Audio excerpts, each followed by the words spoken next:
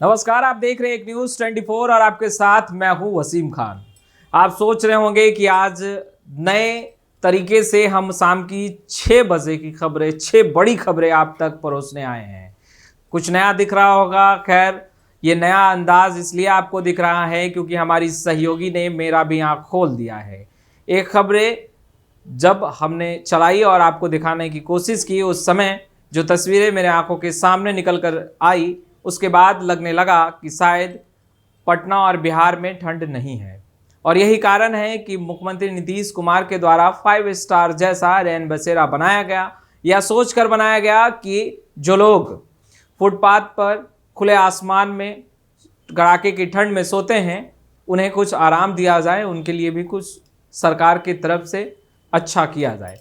मगर मुख्यमंत्री जी, आप अच्छा सोच रहे हैं, अच्छा कर रहे हैं, मगर लोग आपके उस अच्छे सोच को पसंद नहीं कर रहे हैं।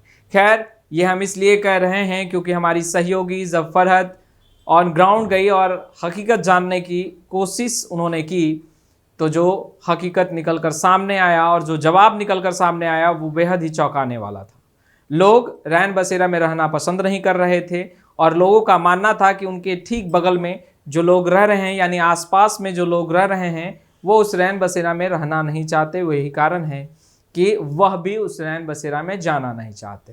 खैर, ये बात सुनने में बहुत ही चौंकाने वाला लगता है। खैर, प्यार इसी तरीके से बना रहे, मगर प्यार में ज़िंदगी को ख़तरे में डालना है तो गलत होगा। खैर, दूसरी तरफ अगर बात करें तो कुछ लोगों का यह भी मानना था कि वो रैन बसेरे में जाते हैं मगर उन्हें रहने नहीं दिया जाता।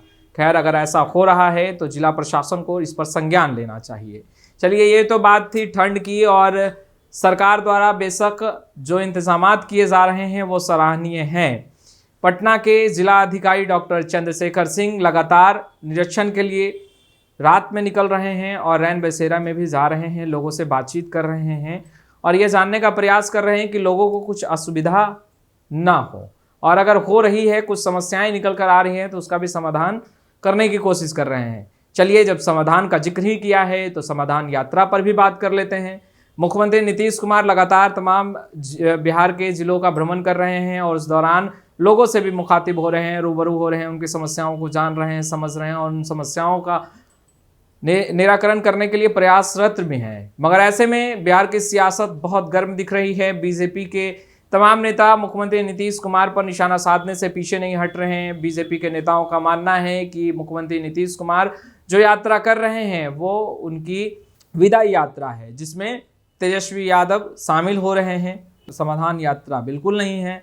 विजय सिन्हा जो कि नेता प्रतिपक्ष हैं, उनका कुछ और ही मानना है। उनका मानना है कि मुख्यमंत्री नीतीश कुमार सारण तो पहुंचे थे, लोगों से मुलाकात भी उन्होंने की, मगर जहरीली शराब से जिन लोगों ने अपनी जानें गंवाई, जिनकी मृत्यु हुई, उनके परिजन से मुख्यमंत्री नीतीश कुमार ने मुलाकात नहीं की।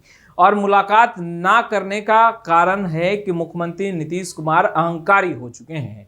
मुख्यमंत्री नीतीश कुमार का अहंकार सर चढ़कर बोल रहा है। और सारण जब पहुंचे थे तो सारण में लोगों से तो मुलाकात बेशक नीतीश कुमार ने की, मगर उन तमाम परिजनों से मुलाकात करने से डरते नजर आए और आंखों में आंखें मिलाने से डर रहे थे मुख्यमंत्री नीतीश कुमार, जिन्होंने अपने परिवार के मुखिया चिराग को जहरीली शराब पीने से खोया है। खैर, चलिए, बिहार की सियासत है और सियासत में कई रंग होते हैं, जिसे सियासी रंग भी आप कह सकते हैं। चलिए, थोड़ा और आगे बढ़ते हैं, सुशील कुमार मोदी पर बात कर लेते हैं। सुशील कुमार मोदी बीजेपी के कद्दावर नेता हैं और बिहार की राजनीति को जानते हैं, समझते हैं, परखते हैं और बिहार की सियासी गलियारों को अच्छी तरीके से जानते हैं। सुशील कुमार मोदी बिहार के डिप्टी सीएम भी रह चुके हैं, बिहार सरकार में मंत्री भी रह चुके हैं, और ऐसे में सुशील कुमार मोदी लगातार मुख्यमंत्री नीतीश कुमार और महागठबंधन की सरकार पर निशाना साध रहे हैं। मगर ऐसा बहुत कम होता है जब सुशील कुमार मोदी आपत्तिजनक टिप्पणियां करते हैं, मगर अब सुशील कुमार मोदी भी आपत्तिजनक टिप्पणी करने लगे हैं। ऐसे में जेडीयू के जो नेता हैं वो बहुत ही खफा हैं, गुस्सा हैं सुशील कुमार मोदी के बयान से। खैर, जमा खान जो बिहार सरकार में मंत्री हैं, उन्होंने जमकर खरी खोटी सुनाई है और यहां तक कह दिया है कि सुशील कुमार मोदी को माफी मांगना चाहिए। सुशील कुमार मोदी कुछ भी कह दे रहे हैं, आपा खो दे रहे हैं और यह भी नहीं समझ रहे हैं कि वो जिस शब्द का प्रयोग कर रहे हैं वो कितना घातक है। और मुख्यमंत्री नीतीश कुमार पर इस तरीके के शब्द का प्रहार करना तो उचित होगा ही नहीं, क्योंकि मुख्यमंत्री नीतीश कुमार बिहार के विकास के लिए जाने जाते हैं।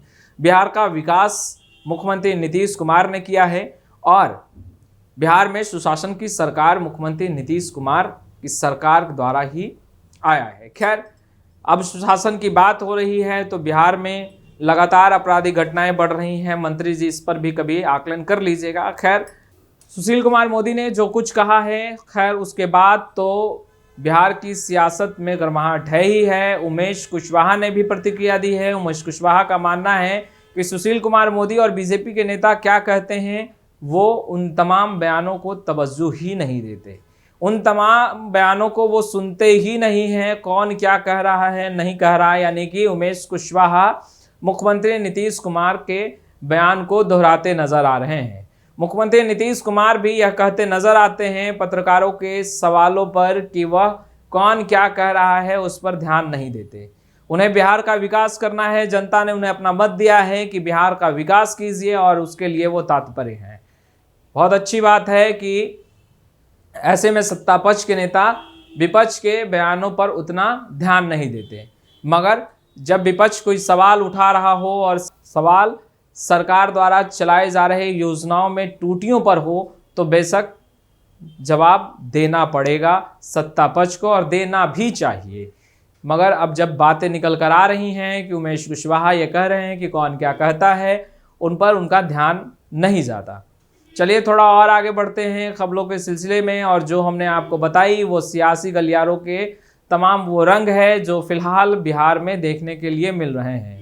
तेजस्वी यादव का जिक्र कर लेते हैं, क्योंकि तेजस्वी यादव बिहार की राजनीति में काफ़ी सक्रिय हैं और जब सक्रिय हैं तो सुधाकर सिंह पर भी उनका गुस्सा जमकर फूट रहा है।